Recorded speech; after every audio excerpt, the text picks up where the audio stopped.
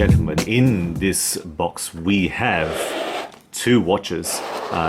Ostensibly, they may look the same, but do not be fooled. They are not exactly the same watch. So I'm just going to show this to you side by side here. Okay, just going to put away the box now. Right, show these watches to you side by side. Now they look the same. They in fact measure exactly the same in terms of dimensions. All right, the bracelet structure all the same, and in fact the movement inside, if I can show it to you. Okay, so check that out. Right, let that rotate around. Okay, check out that movement and look at that movement there. All right, side by side. Hopefully that you can see that they're exactly the same movements, but they are not the same. So StarKing saw me do the review where I showed you know, whether these watches were in fact sapphire. And let me just show you, sapphire glass on the top, I mean. So let me just find where it says in fact sapphire. So right there, right, you can see it says sapphire. Okay, and on this watch, right, same looking watch, and again it says sapphire. So both of this actually advertise as sapphire, but I showed you this is the diamond selector tool where I demonstrated the function of this in testing the hardness of the crystal here. So again, let's just show it to you. Right, doesn't really register in this model, doesn't really go up, but in this one, right, sapphire. So confirmed that they have now gone back to sapphire. So when they saw that video where I showed that this watch wasn't in fact sapphire, it was actually mineral glass, they contacted me and said that yes, they made a mistake, it was a factory mistake, and they continued advertising it as sapphire, which they shouldn't have, but they have since corrected it. So at one stage they corrected it to Hardlex, and now it is back to sapphire. So the watch of the Heavenly King's Xinhuang Biao StarKing name is now restored. I have more confidence, or at least we can have some restoration of confidence of the StarKing AM0184 model, that it is restored to sapphire crystal.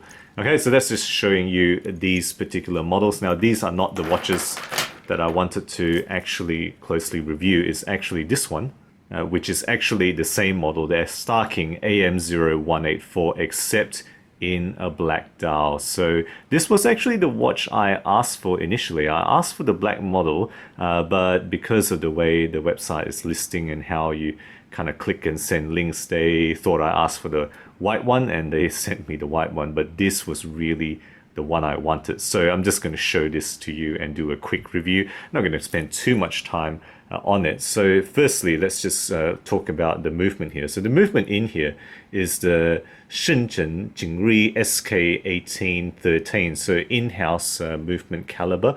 The thing mainly to note is that it is actually a high beat caliber. The power reserve is unknown and all that, accuracy rating unknown, but this one is running pretty well. In hand, for the last 3 days, it has run about +6 seconds per day, which I'm very happy with. I wouldn't open it up and regulate it with that type of accuracy.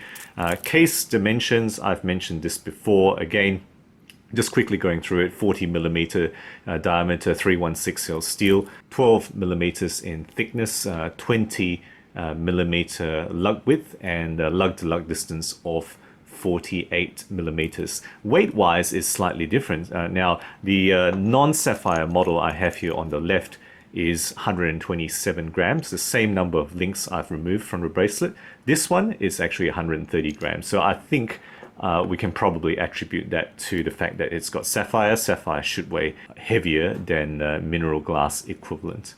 Finishing wise, almost fully polished case. Okay, almost all the surfaces are polished.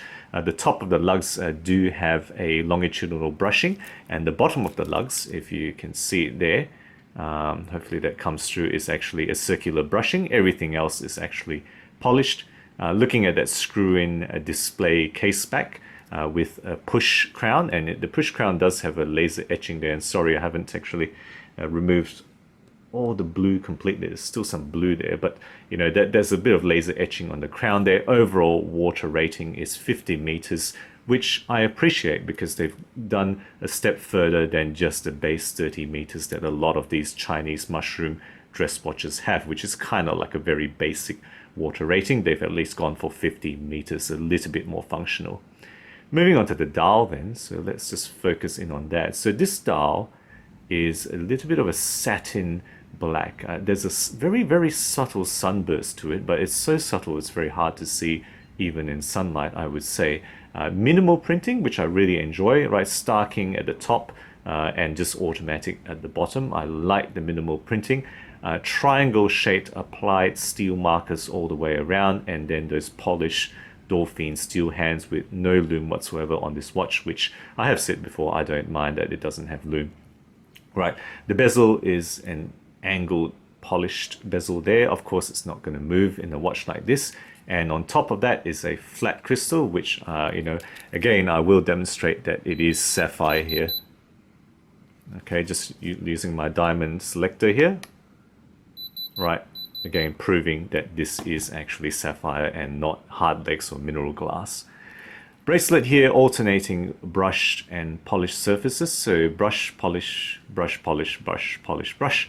So 7 alternating surfaces. I mean, each of them are actually a solid piece that you can see there, but at least they've gone for alternating finishing, which I appreciate. The extra work that takes. It does have solid end links. Okay, if you haven't seen that already, look at the back there. Solid end links on this bracelet, and it does have a push button butterfly deployant clasp. It is only push pin adjustment. You're not going to expect screw links, I think, at this price point, and the price point is really the astounding thing here. So $100 US is the MSRP. On sale almost all the time. I've seen this at around 45 USD, and I've just checked it and it's still on sale for 45 USD, which is phenomenal. So that is the big strength of this watch. Unbelievable package with that full in-house manufacture caliber, which is a high beat movement, very fair finishing, I would say, for this price range. No, it's not perfect finishing, right? There's waviness in the brushing, but what do you expect? It's just a phenomenal package, I think. It's got a solid bracelet with solid steel end links. They've even gone for a push button in the deployant rather than just a friction clasp. They've really packed this with lots of value, and that is the astounding thing about this, is that with the sapphire crystal on top this time, it is really the game changer. Under $50, it is the best value watch that I'm aware of. I haven't seen anything that betters this in my entire watch experience so far, but let me know if you have. Now, the things to note in terms of the negatives, I would say, some people don't like dial that plain, maybe a little bit more detail, maybe a little bit more creativity in how they decorate it in terms of texture. It is actually a very plain dial. If you want, I guess, a very quiet dress watch, this is probably the one to get, but some people won't like that.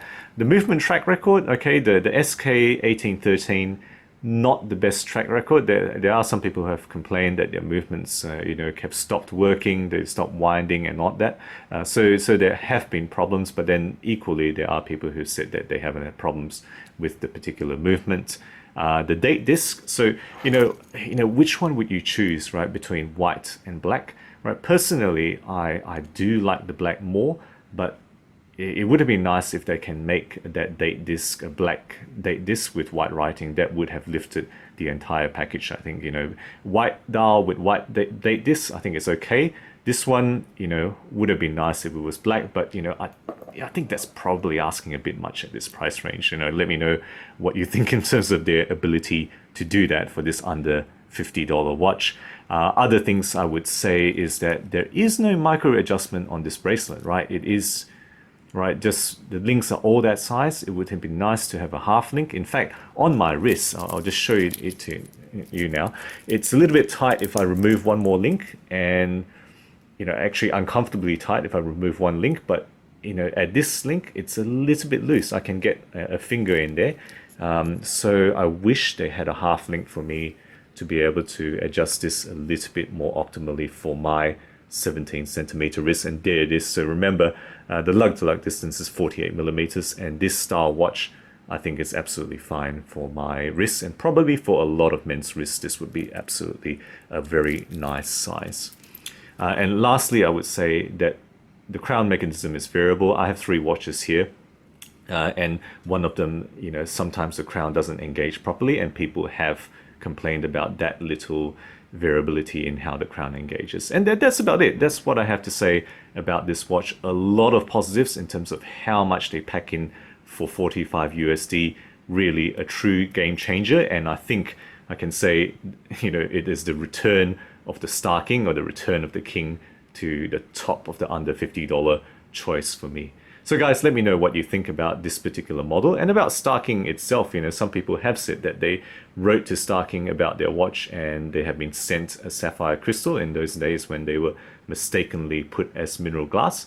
If you have more experiences about StarKing watches, would love to hear your thoughts. So guys, if you enjoy my videos, do consider subscribing. New content every week, always aiming to be objective and unbiased about all things horology. Thank you again for sticking with me, and as always, I'll catch you guys next time.